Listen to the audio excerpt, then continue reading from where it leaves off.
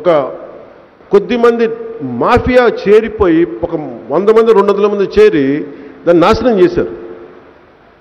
Tourist destination నుంచి వెళ్ళిపోయింది. అది ఆంధ్రప్రదేశ్ని మనం టూరిస్ట్ డెస్టినేషన్ చేయాలని అనుకుంటున్నాం. దీనికి కావాల్సింది మనకి ఎవరికైతే చూడటానికి వస్తారో వాళ్ళ భద్రత. సో రూల్ ఆఫ్ లా చాలా అవసరం ఇక్కడ. సో ప్రజలకు కూడా మనందరూ సహకరించాలి దీనికి. ఎవరో కొంతమంది విదేశీయులు వస్తారు. విదేశీయులు వచ్చి మన గండికోటకు ఇంకో చోటకి వెళ్దామంటే వాళ్ళకి మనం ఇవ్వగలిగేది భద్రత, వాళ్ళకి ఇవ్వగలిగేది మన హాస్పిటాలిటీ. మనం ఆంధ్రప్రదేశ్కి వస్తే చాలా అద్భుతంగా ఉంటుంది. ప్రజలు మనం చాలా బాగా చూసుకుంటారంటే మన జీవితంలో ఆర్థికంగా బలపడతాం, మనకి ఉపాధి అవకాశాలు వస్తాయి, అలాగే మనకి ఐశ్వర్యం పెరుగుద్ది. వీటన్నిటిలో ఇవన్నీ ఈ విజన్ 2047 బాగా ఉంది దీంట్లో. సో దీనికి ప్రజలతో పాటు అధికార యంత్రాంగం కూడా, ఎందుకంటే నిన్న మ్యారథాన్ సెషన్ 2 రోజులు మొత్తం మంత్రివర్గంతో సహా మొదటగా వచ్చి చివరిగా వెళ్ళే వ్యక్తి నాలాంటి ముందు వెళ్ళిపోవచ్చేమో, కానీ ముఖ్యమంత్రి గారు మొదటిగా వచ్చి ఆఖరి వరకు ఆయన ఓపికకి మనస్ఫూర్తిగా అసలు ఎన్నిసార్లు మెచ్చుకున్నా సరిపోదు. అంటే అలాంటి వ్యక్తి నేతృత్వంలో నాయకత్వంలో ఆంధ్రప్రదేశ్ ఉన్నందుకు అద్భుతమైన ప్రగతి సాధిస్తుందని, ఆయనకి నాలాంటి వాడు ఒకేసారి వెళ్ళి కూర్చుని సరిపోం. ఆయన అపారమైన అనుభవం, ఒక రెవెన్యూ మంత్రిగా, ఒక ఫైనాన్స్ మంత్రిగా ప్రారంభించి ఆయన చేసుకెళ్లే విధానం చూస్తుంటే నాలాంటి వాడికి నేర్చుకోవడానికి ప్రతి చాలా నిర్మోహమాటంగా చెప్పగలను.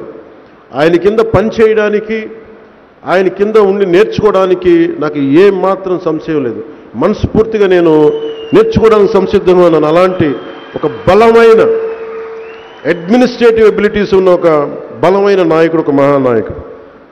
సో చంద్రబాబు గారికి ఈ సందర్భంగా గౌరవ ముఖ్యమంత్రి గారికి ఈ 2047 విజన్ డాక్యుమెంట్ తెచ్చినందుకు మనస్ఫూర్తిగా మీకు ప్రజలందరి తరపున మీకు మా కృతజ్ఞతలు తెలియజేస్తాం. మేమందరం మా కోసం కలలు కంటుంటే మీరు మా అందరి కోసం కలలు కన్నారు. అలాగే పర్యావరణం గురించి, జీరో లిక్విడ్ డిశ్చార్జ్ గురించి అనేక సంబంధిత అంశాలు ఉన్నాయి దీంట్లో అన్నింటిలో.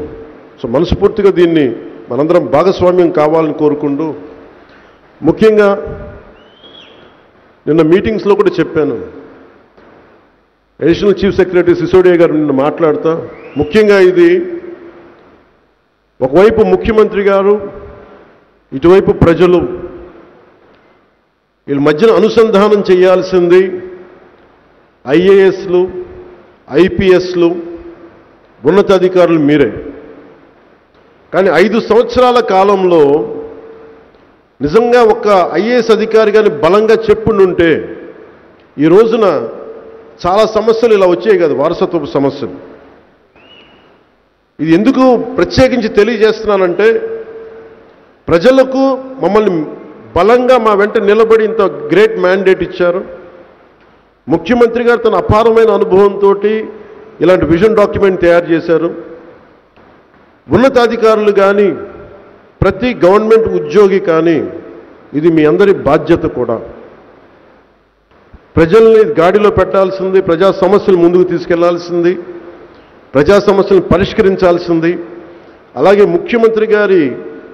గౌరవ ముఖ్యమంత్రి గారి తాలూకు విజన్ని మెటీరియలైజ్ చేయాల్సింది మీరే.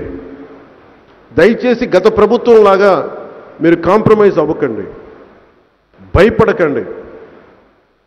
నిన్న సిసోడియా గారు ఒక మాట అన్నారు. ఆయన అన్నది ఏంటంటే, ఆంజనేయ స్వామికి రామాయణంలో ఆంజనేయ స్వామి గారి కథ చెప్తూ ఆయన శక్తి ఆయనకి తెలియదని చెప్పి మర్చిపోయారు ఏదో ఒక శాపవశాత్తు. అది మళ్ళీ జాంబవంతుడు సీతమ్మ వారిని లంక నుంచి తీసుకురావడానికి అందరూ ఎక్కడుంది తల్లి అని ఎత్తుకోవడం పరిస్థితుల్లో జాంబవంతుడు చెప్తాడంట, నీ శక్తి ఇలా ఉంది, నీ శక్తి నీకు తెలియదని తిరిగి ఆయన్ని శక్తిని తెలియజేస్తారు. అప్పుడు ఆంజనేయ స్వామి వారు వెళ్ళి సముద్రం తాగుతారు, లంక వైపు వెళ్తారు.